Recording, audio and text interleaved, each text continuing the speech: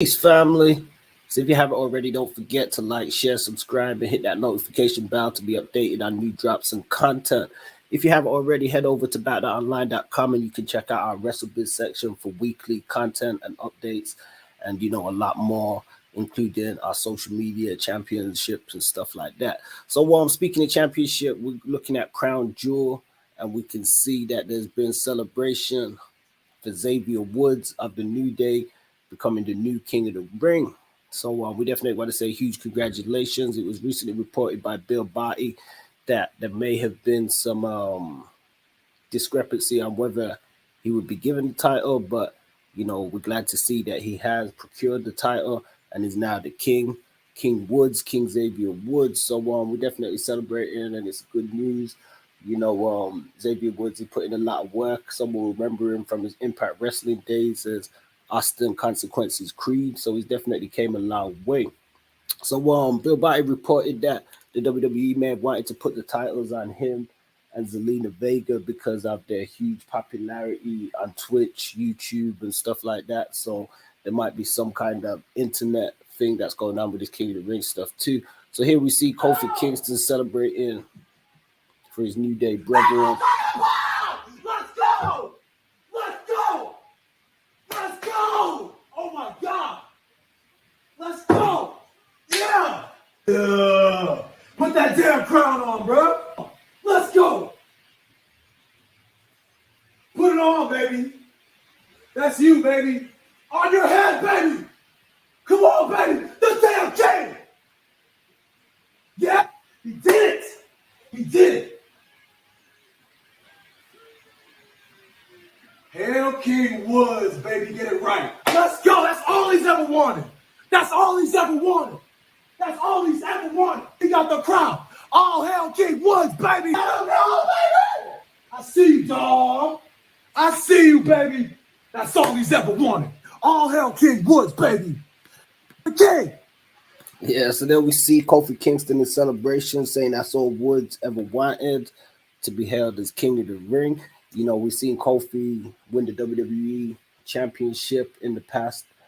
Now Big E holding on to the championship. So the New Day definitely came out strong and came a long way from when they first came into the picture. I know some of us was a bit dubious about where their characterization was going.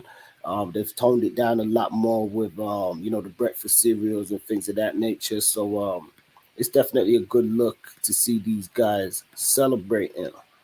So let's see, in terms of Crown Jewel, we're going to look at the Crown Jewel Fallout, the pay-per-view. It was actually a good pay-per-view. I think it was probably one of the better Crown Jewel pay-per-views that's been put together. So for 2021, we can look at some of the results here. So the Usos, Jimmy and Jay, defeated the Hurt Business by pinfall in a one-on-one match. And this was like an opening. So, pretty solid match. Went 10 minutes. The Usos came out on top. Not sure what the direction of the Hurt Business is, if they've just decided to put them back together. We haven't seen them mix it back up with Lashley too much. I don't know if they're waiting on it return from MVP to see that whole sort of faction come back together in full strength. So match number 2, which was a Hell in a Cell match. Edge defeated Seth Rollins. Match went 27 minutes. Solid match. A lot of great spots. Really tremendous to see Edge back in the ring. He hasn't lost a beat and, still comes with that edge, pardon the pun. Won with the stomp, which was pretty good. The crowd was into it. It was a hot match. Match number 3 was Mansoor versus Mustafa Ali, which was, a pretty hot match. Went 10 minutes. Mansoor, definitely the hometown favorite, had the crowd behind him. It was great to see him get the win. It had a lot of emotion in the match and stuff like that, good psychology. And then it had a run-in at the end from the karate champion who, delivered a kick.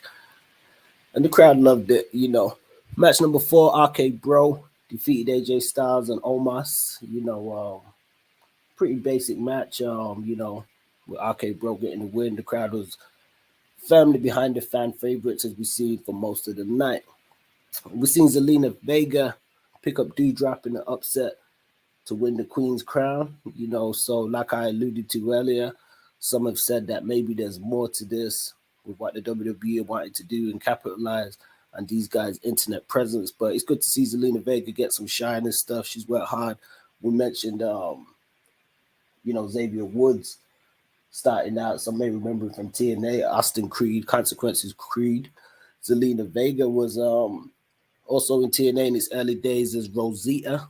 Some may remember her, with the LAX faction, and she was involved with Sarita and stuff as well. And so yeah, so she won Dewdrop, which was, I think, the first loss we've seen against Dewdrop, which was quite a surprise.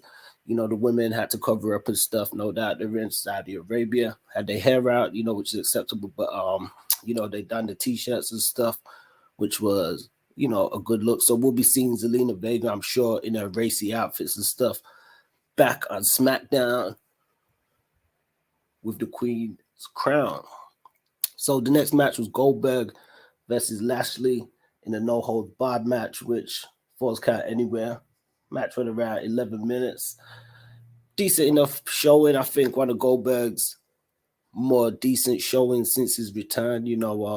Good to see him against somebody with good size and stuff as well. And both had a steady pace.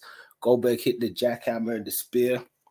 After the jackhammer, we thought he was going to go for the cover, but he was taking a bit of time, looked like, to get his gloves off, as it was no holds barred. I think he wanted to exemplify that, and he ended with a big spear on Lashley from off the ramp for a table. Match number 7, Xavier Woods, like we mentioned, defeated Finn Balor in what could someone see as an upset. After 9 minutes, dropping the big elbow drop and becoming the new king of the ring. So once again, congratulations to Xavier Woods, King Xavier or King Woods. Big E defeated Drew McIntyre in a singles match. They went around 30 minutes for the WWE Championship, delivering the big ending and getting the win. Crowd was a bit mixed between them, but they was happy to see Big E get the win too, and people are happy to see that he's still continuing with his championship run, and it hasn't been taken straight off him. Match number 9, Becky Lynch defeated Bianca Belair and Sasha Banks in the triple threat, and she's the SmackDown Women's Champion, and she's a Raw talent now. So we did hear from a few dirt sheets, and I think Bill Barty reported on it that there may be some plans to unify the women's titles or have the SmackDown and Raw women's titles sort of exclusive in a sense where the women can appear on both shows. So we'll see how this one plays out. And the final match was Roman Reigns versus Brock Lesnar, which saw a slight interference by the Usos, with Roman Reigns picking up the win. Paul Heyman throwing in the Universal Championship, which he threw it dead in the center right between Roman and Brock, with some saying, was he throwing it to Roman? Was he throwing it to Brock? You've got mixed views on it. But ultimately, it was a good match, solid match. Both guys done their thing. So what do you guys think of the pay-per-view? Did you check it out? Are you guys happy with the decisions of the new king and queen of the ring? Let us know your thoughts in the comments. Don't forget to like, share, subscribe, hit that notification bell to be updated on new content. And yeah, you can hit us up on bout.online.com where you can check out WrestleBiz section